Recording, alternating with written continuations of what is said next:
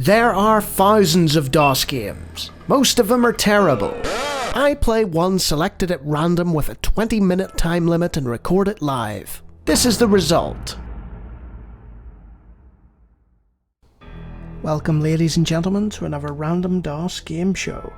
And today we've got a game by Simtech Software with microprose, which is almost universally a good sign. And why is that? Well, today we have Master of Magic. And I am just going to skip this cutscene because I was doing some audio balancing earlier and I could not for the life of me hear the audio over the MIDI. I turned the MIDI down, didn't seem to make a difference. Went to the setup file, didn't seem to make a difference. So we'll just play. We'll just play and see how it is. This is regarded as one of the greatest turn-based strategy games of all time. So I'm going to set my 20-minute timer and we will get started. New game. Difficulty. Right. Look at the difficulty levels here. We've got intro, which I think we'll be doing. Easy, normal, hard, and then you've got impossible, which is, yeah, that's optimistic. We'll go with intro and opponents. Oh, right, you can right-click on stuff and it'll tell you. Oh, cool. That's very handy. So you have a choice of up to 4 opponents. We'll go for the default of 2. Land size determines the number and size of the continents of the worlds. Makes sense. Okay. So it's like Civilization in that sense. You can alter things to your liking. Determines the strength of the magic nodes. It's all very intriguing. Let's hit OK and get going. Select wizard. So, each wizard appears to have a different style of magic. They're all competing against each other. So instead of like nations, like you would choose, or races in Civilization or Master of Orion respectively, you've got a type of wizard. Let's just go with good old Merlin here. Wizard's name? Well, you thought it was going to be Merlin. It's actually the wizard Lonnie, the good wizard Lonnie, who is like Merlin, but much more incompetent. Now we have to select the race of people that we take control of, I guess. Let's go with Highman. Our banner shall be red for now, and the world is being built for us. Sweet. So, what will the good wizard Lonnie learn from his high men? We shall see. That's taking its sweet time building the worlds. I'm running this on DOSBox with the equivalent processing power of a computer of the time. The cycles count isn't sort of set to sort of max turbo boosted speed. So, this is running as it would have run back in the day. Okay. I think we might get another cutscene here. Possibly. Maybe. There's a lot of silence going on. Hello? Game?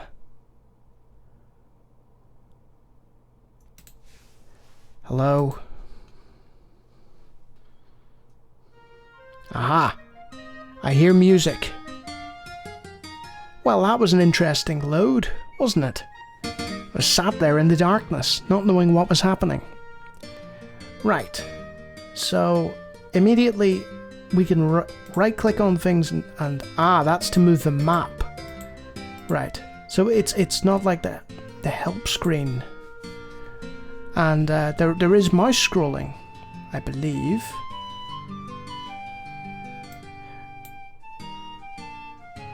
Interesting. I think you click the right mouse button and then it allows you to scroll via mouse. Anyway, we have some high men, fighters of some description, and we've got a move to make. So Go there. Right. So, the big question, the million-dollar question, I'll just point out immediately, the music's lovely. Lovely sort of fantasy music. 1 gold, 0 food, 3 mana. So, let's go to the game. Master of Magic. Doesn't really tell us much here. There's some settings. So, basic stuff. Cool. Back to the map, please. Anytime today, game. Would be nice. It's really having a good think about this. There we go. Now, presumably, the commercial version of Master of Magic is much better than the one I'm running. I'm running the original version, the original DOS version. So, we've got summoning and enchantment. Presumably they're forms of magic. Wow, look at that page turn speed. And we've got unit spells that presumably we can cast on our respective units. Cool. I guess we can go to the armies tab now. The armies of Lonnie. So we got a high men spearman and a high men swordsman. And they've got upkeep. Cool. And that didn't take as long to get back. Choose a new spell to research. Oh. Dispel magic, sure, why not? Okay. Presumably that was the end of the turn. We tell him to just patrol. So he'll just randomly keep an eye out. Let's see. Cities. What cities does Lonnie have? We have the city of Canterbury.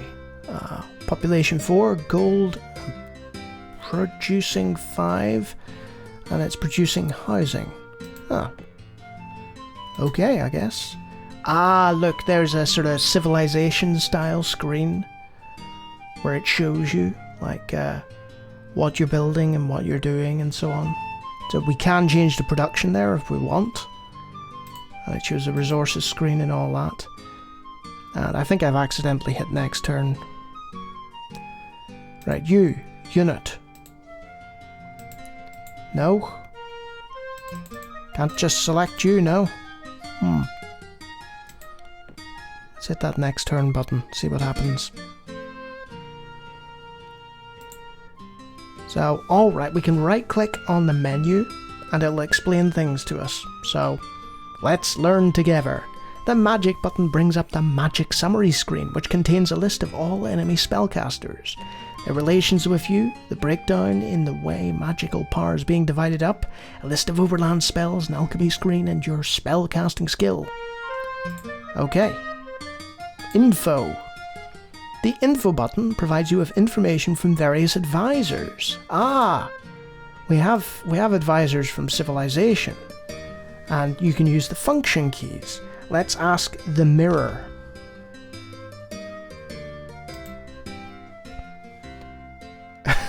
The mirror is us. Lonnie, what do you think of the situation? I'm me. Okay, that's nice, Lonnie, thank you. We should probably ask somebody else. Our cartographer. Oh, look, he's given us a world map. Now, people are probably wondering, why haven't you moved your unit? Probably because I've forgotten how. Right, you right-click on the unit. And then you left-click where to go. Right, that seems to be some sort of tributary and lake. So, you can't really go anywhere. Can you move somewhere else again? No. But there's some sort of shoe there. Don't know what that's about. What are the planes? The plane button toggles between the prime and mirror planes.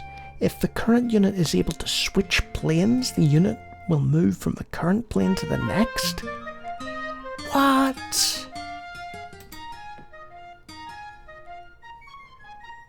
So there's a different plane of existence that we also operate on. Okay, this is all very advanced for Lonnie's brain here. Okay, so I guess we'll go next turn then, shan't we? Let's see what happens. Ah, so I had told that unit to move south, and much like the Total War games, like if you queue up moves, they will then perform them in the next turn, or before the start of the next turn. That's cool. I appreciate that. Yeah, I can already tell. I can tell that this is, like, A, hideously addictive, and B, very well done. And that's coming from someone who's not particularly, you know, good at turn-based strategy games. You go there. See, I don't know what that boot thing is about. Right. That's queuing up where he's moving to. Because he used his move points, which is presumably that thing there, we're queuing him next turn to move over the mountain. So this mana is presumably what we're getting in terms of mana points each turn. We've saved up 12 mana points, and then we can use that to cast magic. It's starting to make sense to me here, you know.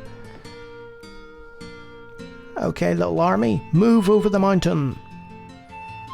What is that? You investigate that.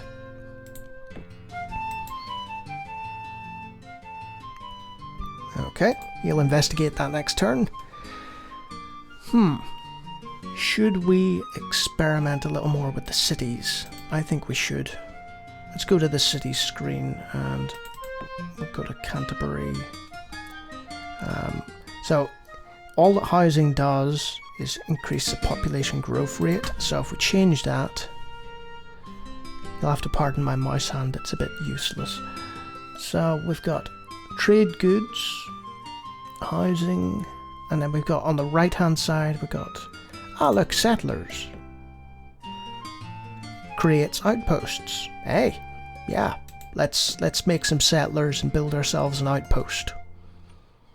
And they've got a little wagon. It's like they're from the Oregon Trail. Cool. I keep accidentally hitting the next turn button. Okay, so I queued him to move there, but he didn't. For some reason. There we go. Oh! You have found some ruins. Scouts have spotted ghouls within the ruins. Do you wish to enter? Well, why not? Let's see what happens. Oh, combat music! And I don't know what's going on with these black screens, whether that's part of the game or whether it's just the way I've got the game set up. Hey! We have an isometric combat system here. So this reminds me of a game I played not that long ago. It was just gonna turn this down a little bit, it's quite loud. I can't remember the name of the game actually. It was the third in the series, Age of Wonders, where you'd have a turn-based overworld and then you'd have a turn-based isometric combat system. Spearman, do you have any spells? Stone Skin. We do have the mana points for that. So let's select a target for the Stone Skin spell. Yes. Lonnie has cast Stone Skin. Sweet. Oh, that's cool. So they're a melee unit, so their range is 1x. They've got skill of 10, mana of 8. So what if we hit auto? Will that yes. They'll automatically move. You don't have to worry about strategy or anything. Oh dear. Oh no. I think the ghouls just demolished us. Oh dear. 2 units rise from the dead to serve their creator. Oh no. Well, I kind of banjaxed that, didn't I? I went in full of hope and vigour, and I thought to myself, yes, I can do it. I can take these goals. And I paid the price. So, I'll hit next turn, and we'll see if we can train up. Oh, hero for hire, Brax the Dwarf. So it has hero systems. We have 134 gold. So yeah, let's hire you, Brax. And we can name him as well. Sweet. Okay. Oh, excellent. We could send him off to deal with the ghouls. I mean, he'd probably die horribly. Wait there a sec. Wait. Okay, I'm done with you. I'm done with you, Brax. Let's go back to our city and see if we can see how the production's going on in Canterbury. So it'll take 10 turns to make settlers. Well, I guess we'll take Brax. If all right, I told him to wait, didn't I? Let's go to the next turn, and then we'll send Brax south. Next to an active volcano. That's a good idea, yes. And you could see the sort of feeling out process going on as I slowly figure out how this game works. And for those who don't know, I am horribly, horribly addicted already. I can tell it reminds me of Master of Orion in that I've spent a good 10 to 15 minutes not knowing what on earth I'm doing, but enjoying myself in this sort of figuring out. And it's not as obtuse and difficult as I thought it would be. It's quite approachable. Right. We want you to move away from the volcano. Can you go over there? Ah, river. More river. So we'll want to go down there, I think. Let's head this way.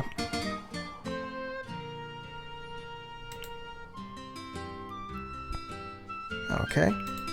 I'm almost tempted to try and take out those ghouls again, but I think our hero would be horribly destroyed. So we're taking our turns, and hopefully we'll get some settlers and figure out what they do. Build some sort of watchtower or something.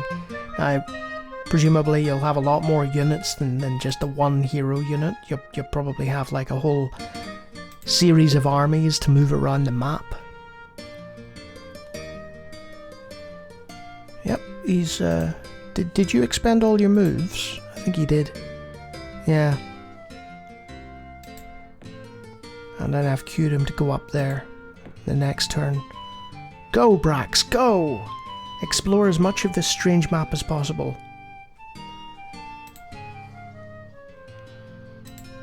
Brax. Yes, you're moving over there. Okay. Cool.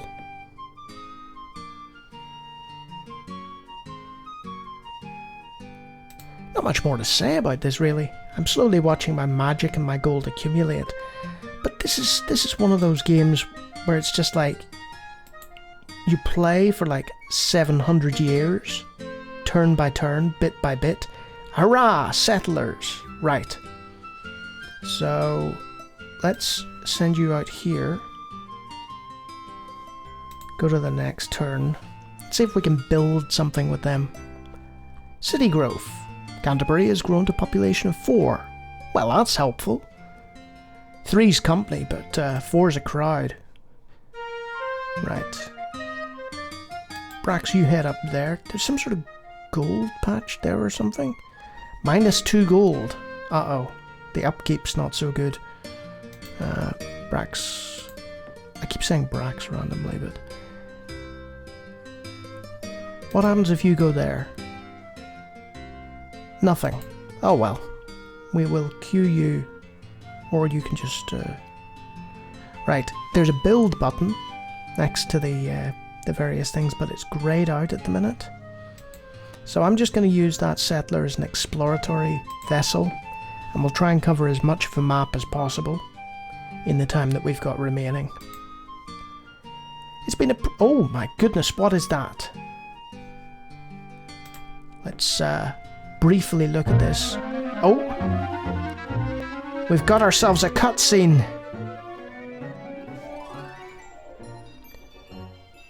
What is this? Oh, right.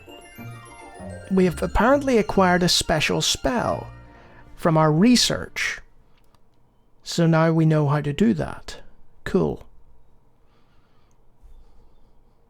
Choose a new spell to research. Change terrain. We can change terrain? Sweet.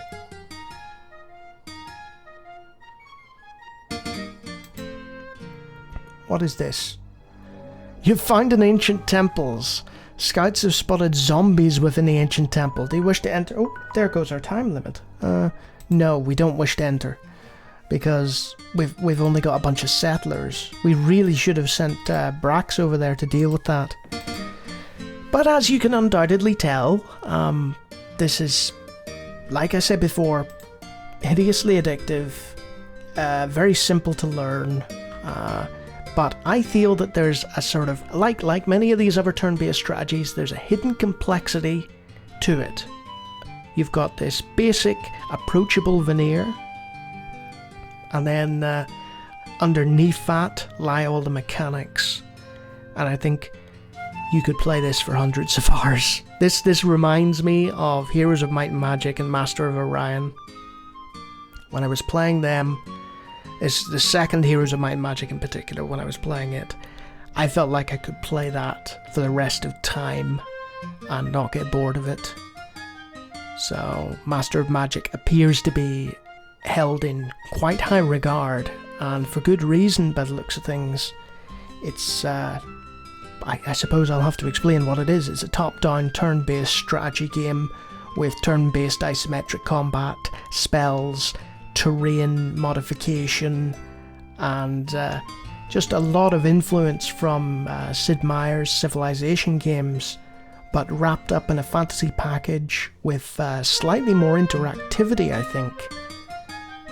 You have more of a say on the battlefield, you can cast spells, you can do things, and to be quite honest with you, I haven't really showcased a lot of that. I've just sort of been fumbling around and looking at the basics of the game, and it's captivating. It's a captivating little title, and I'll be keeping this on my hard drive, definitely. Big thumbs up. And if you like me talking about turn-based strategy games for some reason, feel free to check out my Heroes of Might and Magic 2 and Master of Orion 2 videos. And if you like what you see there, there's plenty of other genres I cover and just talk over the top of. Feel free to check out my channel, and if you like the rest of it, hit subscribe. But I'm just going to continue playing now, so on to the next turn, and I'll see you next time, I guess. Come, Brax, let us learn more of this land. Until next time.